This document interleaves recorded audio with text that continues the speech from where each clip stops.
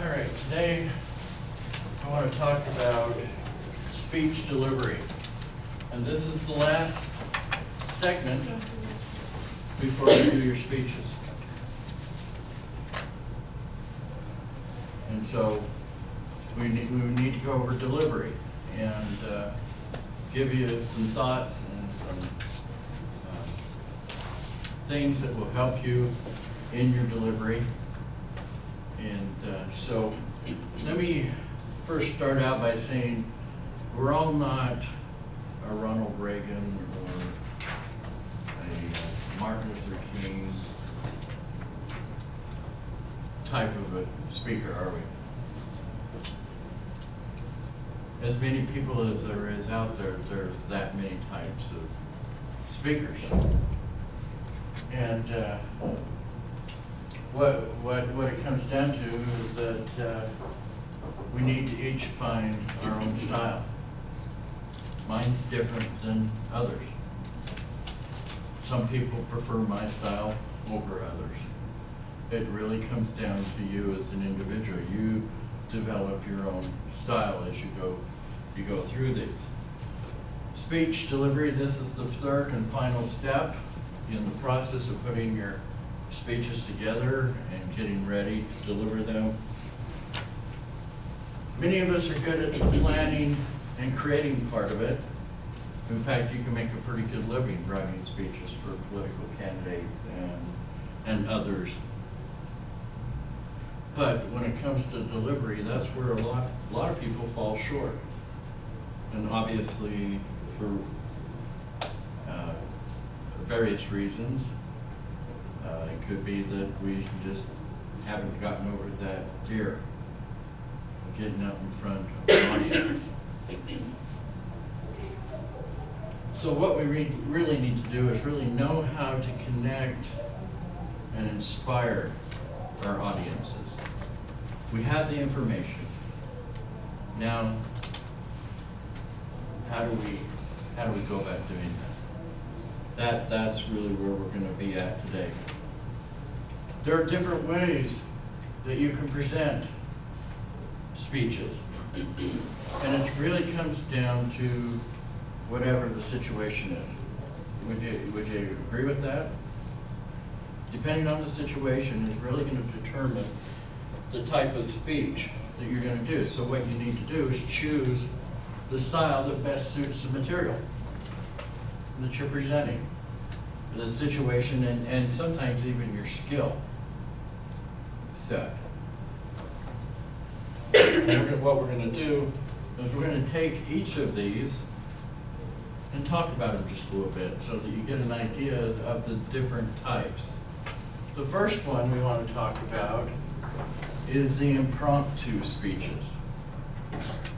Now, asking the question, what does impromptu mean? Winging it? What's that like? Impromptu, winging it? Winging it. Winging To it. wing it. To Okay. just, Like an improv. yeah, you're just, Okay. Anybody ever you don't watch? get a lot of What's my practice or preparation. Yeah. Anybody ever watch Whose Line Is It Anyway? Yes. It's all done. It's all improv. It's all done off the cuff. Obviously, you have to have a pretty good skill set to pull off an impromptu type of speech. Like I said, like you just talked about, it's off the cuff, and you might find these in a debate class. This type of a speech.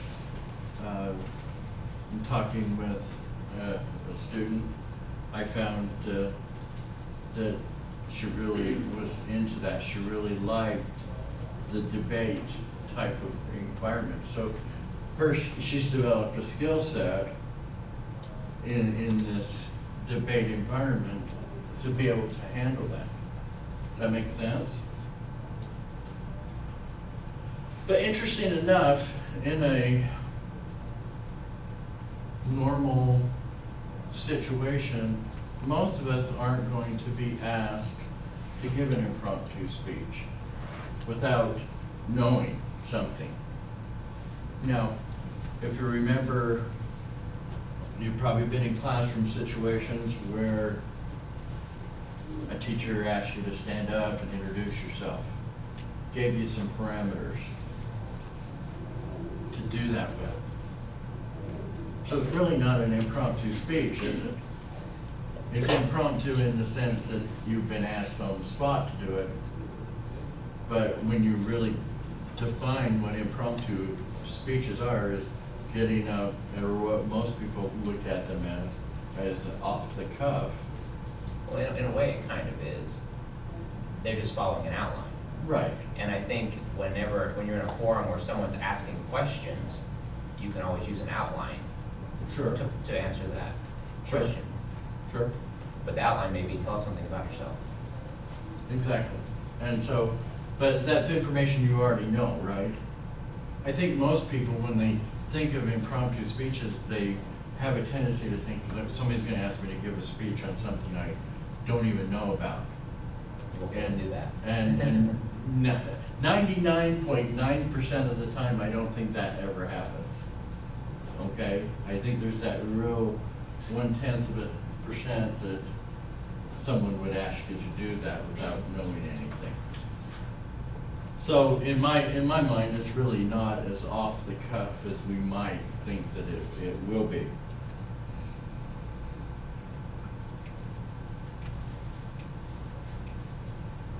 Some advantages to an impromptu speech is that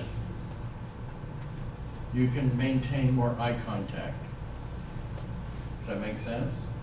Because you do not have notes or whatever it might be in front of you, you can have virtually complete eye contact with your audience. You can develop, by doing that, you can develop a rapport with your audience or a relationship with your audience. And so it gives it kind of a spontaneous, natural feel. And you can pay attention to what's going on. Some of the disadvantages that come along, though, is that you're not organized as much, not as organized as you would like. This is where some anxiety may start to rear its ugly head. And so we start to use the ums, the ahs, the you knows, those types of things, because we're not as organized. So we will do that, and we don't really have the ability to have visual aids, do we, in that sense. So that is an impromptu speech. Okay, are we clear on that one, what that is? The next one, I put under two, there are actually two under this next category of type. I call it formal delivery, okay? But there are two categories. There's the formal that is first, one that's manuscript. And what that is that's where your text is written out and you're reading it word for word. A lot of times, as many of you know, some people that give speeches use teleprompters. Where would a teleprompter come into play, do you think? Newscasts. Okay, someone doing the news, okay? On TV, they have these teleprompters in front of them that have their script. And they've developed their skills to a point that they give it in a natural feel. But if you're not very good at that, then there are some tendencies to have problems.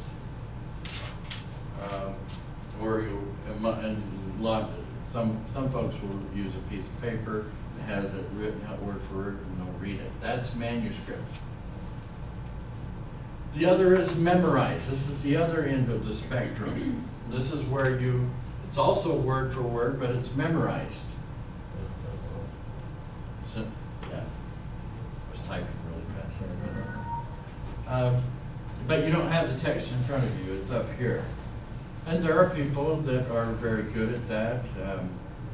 if you've heard of people with photographic memories and such, they can memorize something and they can stand up here and look at the audience and just go off and they'll just give in their speech, but they're reading it in their head. Advantages of these types. Some of the advantages are that you have total control of the information. You're either memorized it word for word or reading it word for word, but you have total control of what's being put out there. Now, can anybody think of a situation where a word for word manuscript might be appropriate?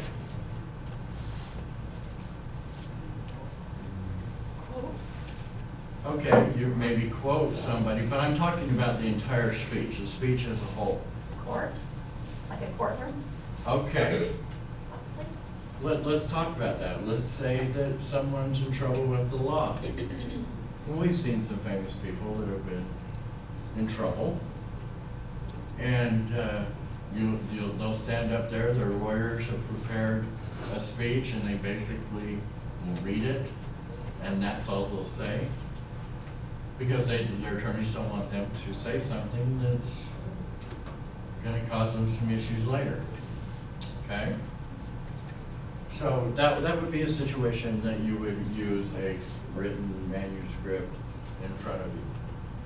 If you want to have an exact record of the speech,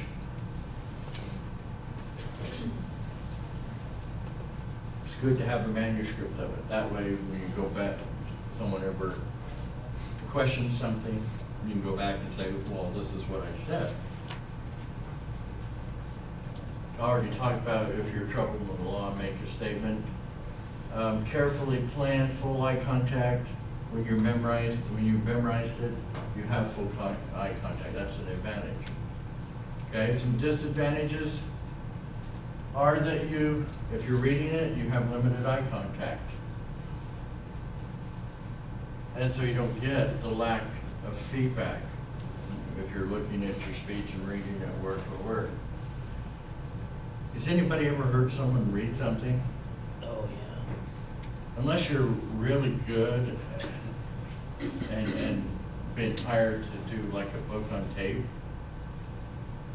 you know, it often will sound monotone or stilted if you haven't trained yourself to do that. And oftentimes the written word doesn't translate very well to a speech. And often too, if you use the word for word in a wrong situation, that doesn't work either, so that's a disadvantage. Sometimes if you choose to memorize the speech and you forget an idea, anxiety might rear its ugly head. So I suggest that people don't memorize your speeches. Have an outline. Don't have a word for word, but have an outline so that you can follow it.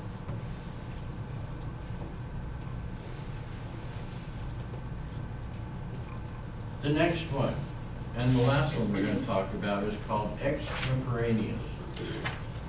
Now this is the type of speech that you guys are going to do. This is where you prepare an outline or a map of what you're going to talk about.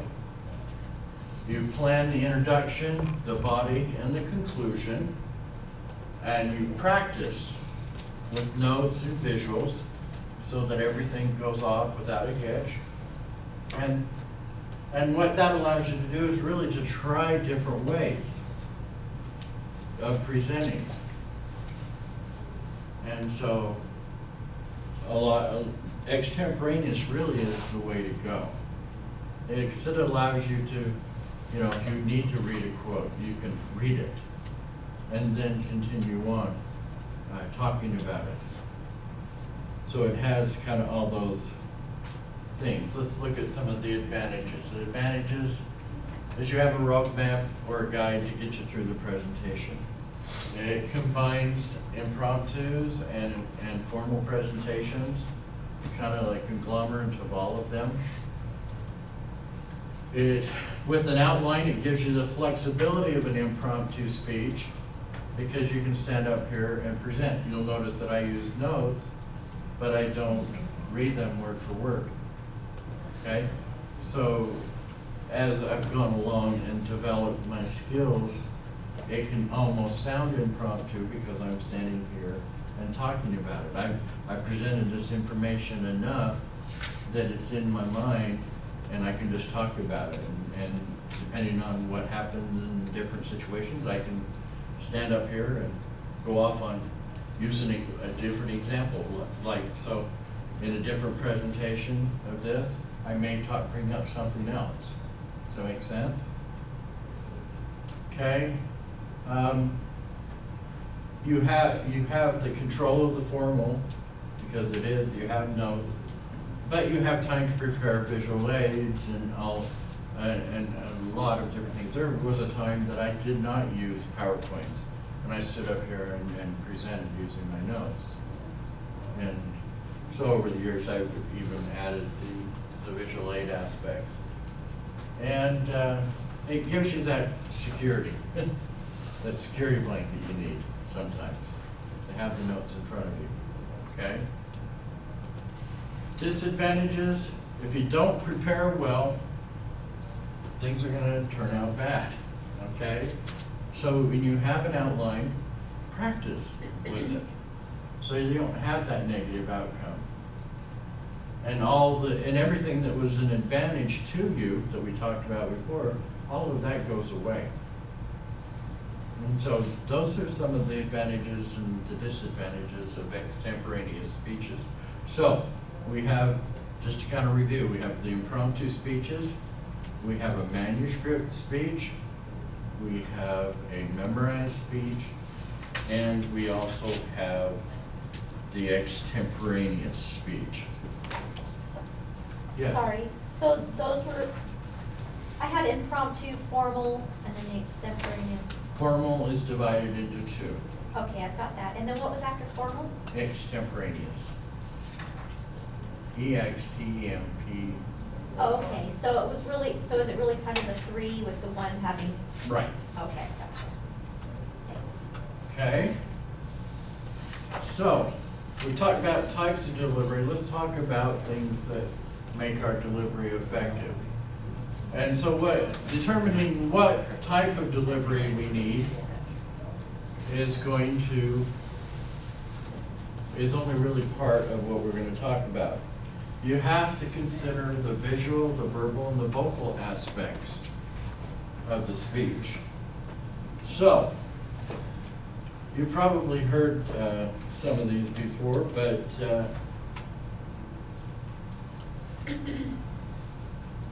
you'll hear often Dr.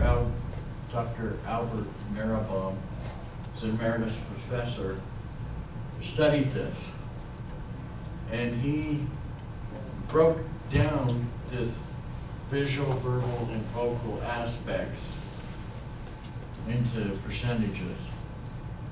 So when we think of communication, we have our body language, what are the visual aspects. We have the verbal aspects, which is the words. And we have the vocal aspects, which is the tone. How do you think those break down? Any thoughts? What would we put, how much percentage do you think words would be?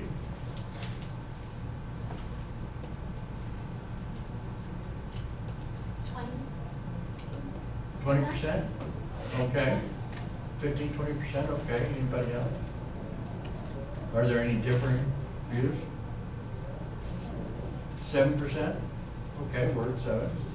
How about tone of voice? What do you think tone of voice? 80%? Okay. Any other thoughts? How about body language? 85%. 80, 85%, okay. All right, this is what, the numbers he came up with, this is, he said this was in a normal situation, but he said that body language is 55% of how we communicate with others. Our tone of voice is 38%. And then words are 7%. Do you think that poses a problem when we text all the time? What's missing with our communication when all we do is put words out there?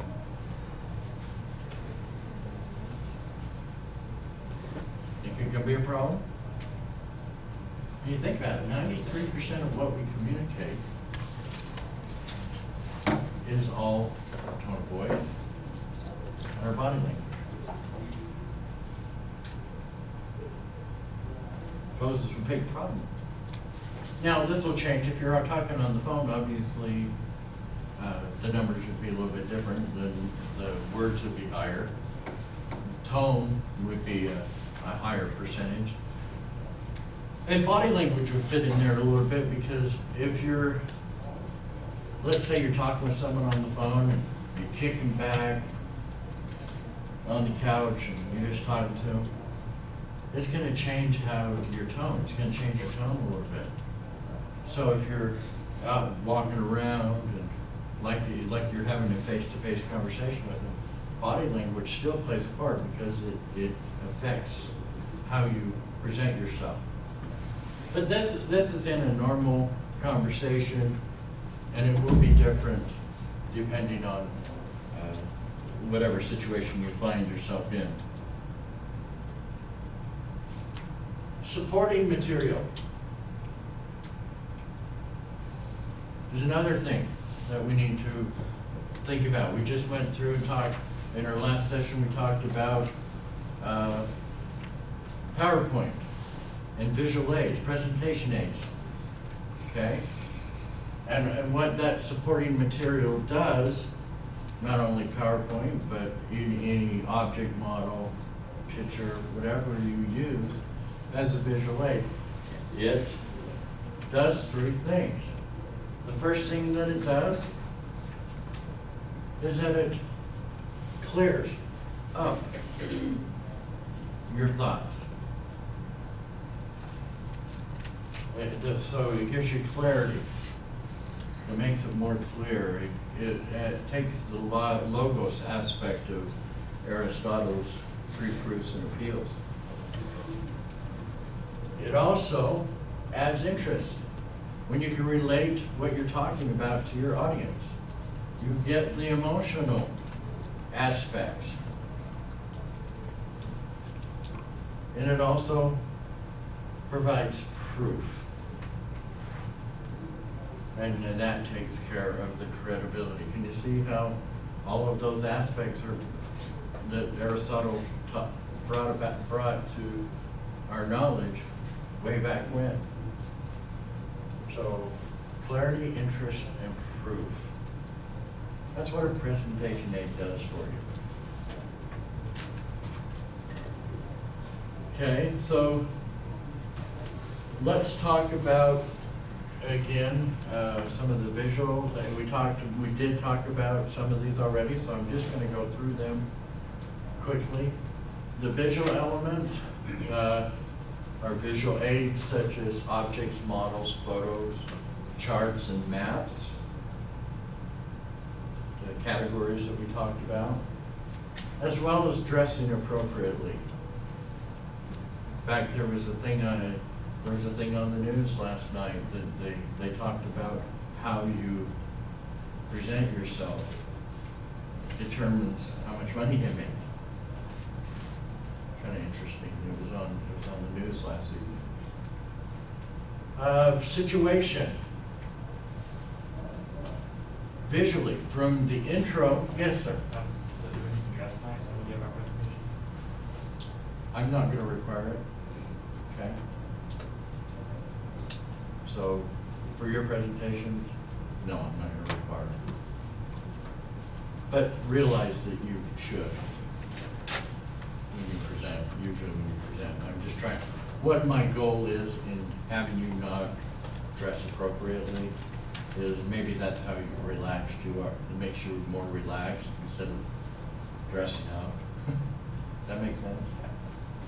So I want this first speech to be a good experience for you. And so the more relaxed you are, the better.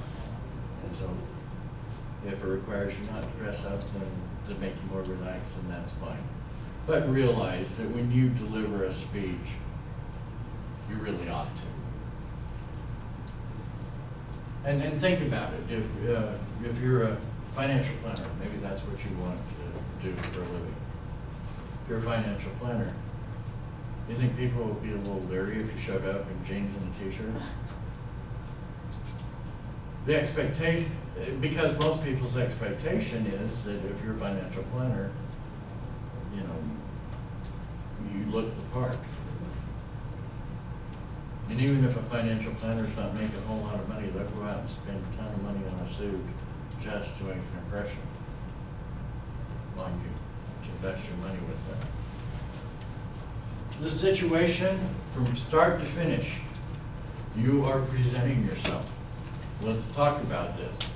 From the intro, when you're sitting there waiting to be introduced, are you sitting there just kick back? And are you still, the audience is watching you, obviously. Are you presenting yourself right from that point? You get up, you get up there and you set everything out, get all your notes ready. And I usually what I like to do is, well, a lot of times we'll have a lectern here. And so what will happen is I'll come up and I'll be looking at my audience. I'll have everything laid out. I'll have my finger in where I need to be. I'll open up wherever my note is. But I'm at this point, I'm still looking at the audience, but I have it out. I already know how I'm going to start out my presentation. So from the get-go, I'm looking at my audience. Then I start into my speech. Make sense? When someone's doing that, does it make you more confident in the material that they're presenting? If they're up here just jumbling through things, you know, it's going to affect how you go about viewing them as an audience. And so you want to, as a speaker, you want to just be on target right from the get-go. So you get up there, you start into your speech, you go through it, then you start looking at your notes, and then you proceed on through, transitioning through each of your main points. You come to the conclusion.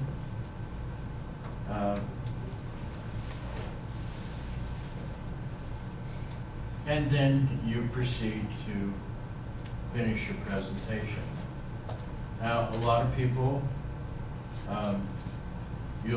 sometimes you'll see people start to gather their materials while they're trying to conclude their speech. Okay? Your audience is going to probably interpret that as, man, I just want to get out of here. I'm through with this. And a lot of times that will be verbally spoke when you say, okay, I'm done. So when you finish, you go through and you plan out and how you're going to conclude your speech, finish it, and then once you're done, close up your material, walk back to where you're sitting. So in all of these, we talked about that intro, you stand tall, you get set, you maintain eye contact with your audience, you stand and deliver. Okay? And then you watch your tone, you watch the speed. Sometimes when people are nervous, they talk really fast. And then at times they talk really slow. So you have to have kind of, you can talk fast, pause, slow down, you know, just kind of like think of yourself having a normal conversation with someone, your best friend, and you're talking to them, even though you have an audience full of best friends here. Talk like you were going to talk to them. That makes sense what I'm saying there? And then at the end, after you've finished, then it's time for the question and answer session. Now, Q&A, there are varying times that you can use it. If you're in a classroom situation and people have questions, obviously you can do the questions during the presentation. But for most people, when they get up to give a speech and there's that time allowed for Q&A, what you really want to do is to go about it, just before you get to the conclusion, you ask if anybody has any questions at that point. And there's a reason for that. When you do that, you can get all the questions out, and then you go into the conclusion. Because in essence, you want your audience to leave with the information you presented. If you end with a Q&A, after you've concluded your speech, most people are going to remember the Q&A part of it. They're not going to remember any aspects of what you talked about. Now, as part of this course, you guys are going to be graded on time, on the 5-minute time frame. So, I'm going to ask you to do something just a little bit different in this block. I want you to conclude your speech and then ask the audience for questions. Okay? Just because we're timing it. But normally when you would do this, you would reverse that. Okay? Does that make sense? All right. So let's see, what do we got else? Vocal elements, let's talk about those. This is your enthusiasm and sincerity. You think that's important in a speech? Why is enthusiasm important? If the speaker doesn't have any enthusiasm or any excitement for what he's presenting, no one's going to be interested in the material. Okay, a lot of times has anybody ever been to a motivational speaker? A presentation given by a motivational speaker? Anybody? There's a reason they call them motivational speakers, because they're really excited and they get enthused and they get you involved. Okay? There's a reason for that. That is to get you as an audience into what you're talking about. Get all excited about it. But at the same time, you want to be sincere. So what's sincerity then?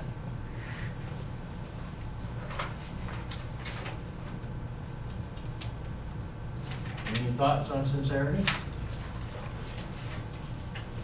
Well, you want to be genuine with what you're saying. So if you're,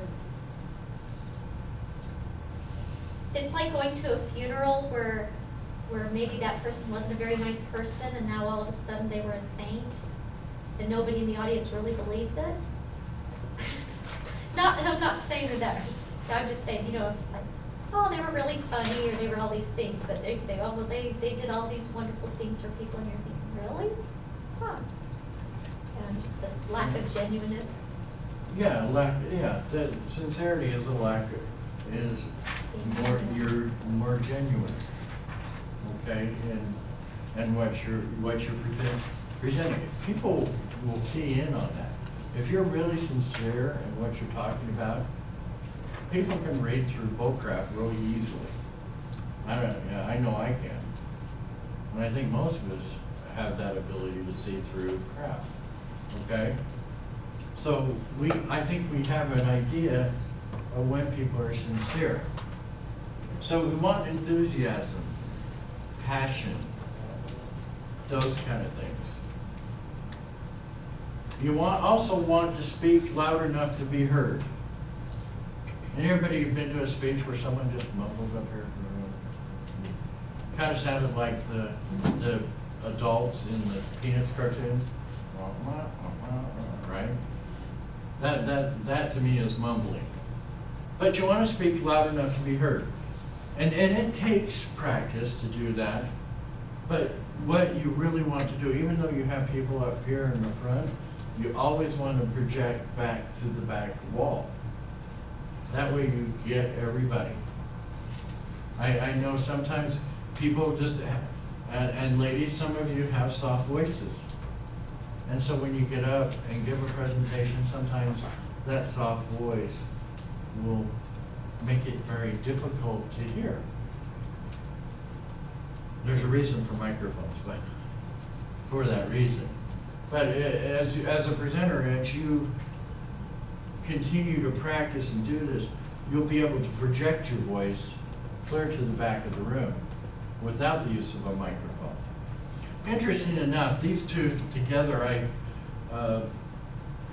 had a student give a presentation one time, and they were talking about the plight of Tibet. You know, that was her, she was real passionate about it. And you could tell she was really passionate about it. But she also remembered this part at the same time. What happens when you mix passion and then you're really just trying to talk loud enough to be heard? What happens? You're yelling? Okay. I've had my kids say to me, "Stop yelling at me." And I wasn't yelling at them. I was very passionate as to whatever it was that they were doing. I was passionate about fixing that issue. And so I talked a little bit loud, but I wasn't yelling per se. But what happened with this speech, she was very passionate, but she was worried about projecting her voice. And so what ended up happening was, here's passion and loud, and I was sitting there going, gosh, is she mad? Is she mad at us? And what validated that is that after she had left, I had 5 other students come up to me and say, was she mad at us? And so everybody interpreted those two things together as being upset. So see how you need to control this a little bit? And it takes practice, okay? I understand that. Stammering and stuttering. A lot of times comes from nervousness.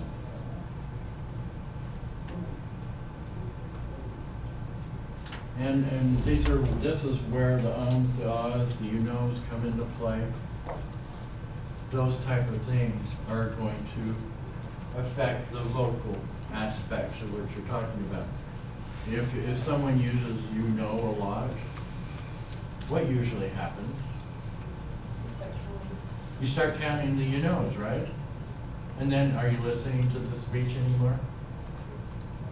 No, you're not. So you want to be aware of that. It's okay to stand up here and make a point and then stop, just pause. You don't always have to be saying something. If this is something, if you're trying to make a point, a specific point, say it and then pause. You'll be amazed how quickly that point will get into the people's head. Verbal elements, let's move on from there. As far as verbal elements go, these are things that we use, we've talked about in presentation aids, but examples. This is a verbal element. You make a point, and then you say, for example, and then you give the example. That's a verbal element. Stories. We talked about stories. People like stories. So use them in your presentation. Statistics. These are all the verbal elements. We've talked about these. Comparisons, making comparisons.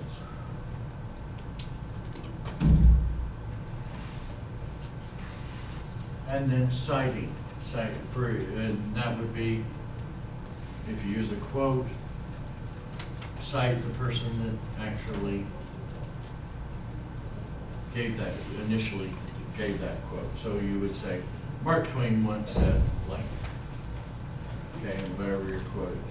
you're citing in your speech. This is not, you've seen people put slides up with the references. You want to verbalize these things when you're citing. That makes sense? All right, let's see, what else? So, in conclusion, we need to plan, create, deliver, don't we? We spent several sessions, first we talked about planning, and then we talked about creating our speeches, and now we've talked about delivery. All of these elements will make your speech effective. So, are there any questions? You want to go ahead and do that? All right.